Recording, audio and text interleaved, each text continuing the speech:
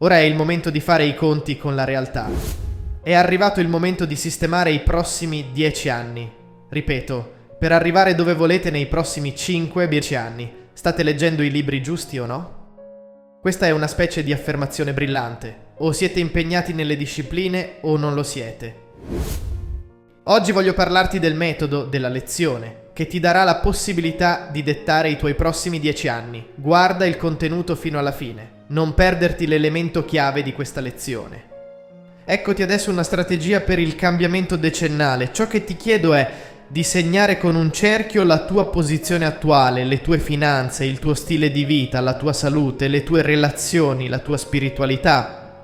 Il secondo punto è capire la direzione da prendere per disegnare i prossimi 10 anni. Devi sapere in modo chiaro e specifico dove stai andando e dove vuoi arrivare.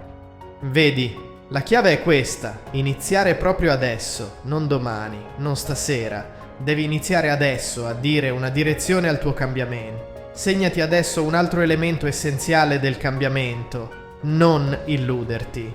Sai, anche io per anni ho utilizzato la teoria delle dita incrociate. Alla fine ho deciso che la teoria delle dita incrociate non mi avrebbe dato ciò che volevo. Non è lì che si trova il tesoro che cercavo. Tutto ciò di cui abbiamo bisogno sono le idee per apportare quei semplici cambiamenti.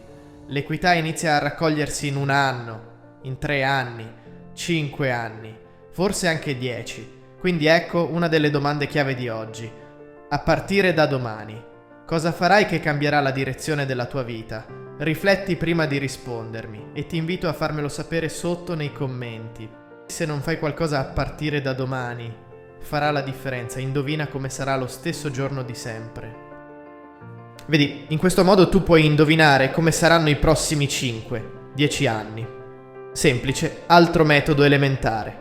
Guarda gli ultimi 5 anni trascorsi, perché i prossimi 5 saranno come gli ultimi 5, a meno che tu decidi che da oggi cambia tutto, o cambia un po', o cambia qualcosa. Ricorda, o cambia qualcosa anche di piccolo, o non cambia. Questo è il momento della tua scelta. Puoi fare quello che vuoi, ma è bello sapere che ogni giorno in cui desideri puoi cambiare tutta la tua vita.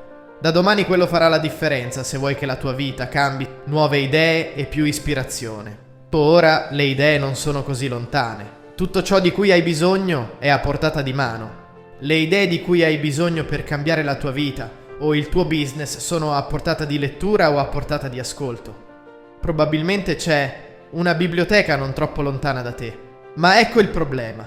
Negli Stati Uniti soltanto il 3% legge oltre 10 libri all'anno. Vedi, c'è una semplice frase biblica che dice: se cerchi troverai, ma è molto importante sapere che trovare è riservato ai ricercatori. Eccoti una buona lezione.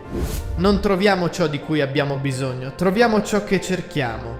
Devi essere un buon ricercatore e se cercherai, se proverai, se andrai, se ascolterai, le idee sono a portata di mano e le idee cambiano la vita. Non c'è niente di così potente come un'idea. Un'idea può cambiare la tua salute, può cambiare il tuo lavoro, può migliorare le tue relazioni, il tuo umore, la tua motivazione quotidiana. Eccoti un altro elemento essenziale. Scopri come funzionano le cose. La chiave per fare meglio è scoprire. Per cambiare la tua vita hai davvero bisogno di idee. Non c'è niente che un'idea non possa cambiare.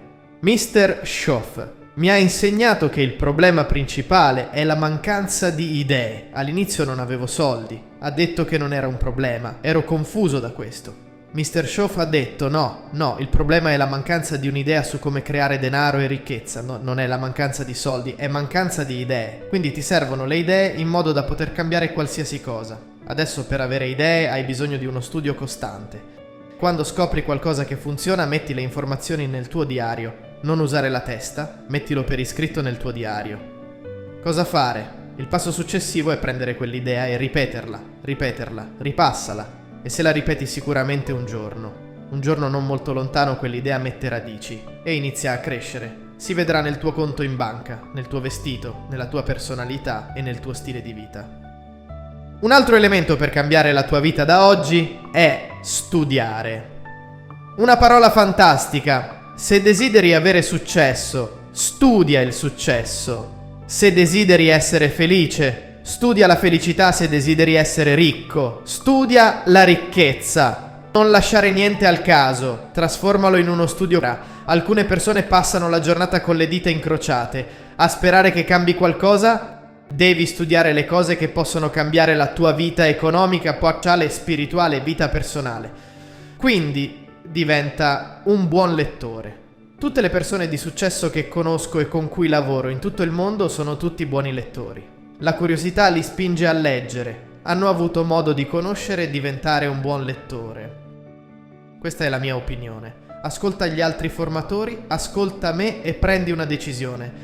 Ricorda non essere un seguace, sii uno studente.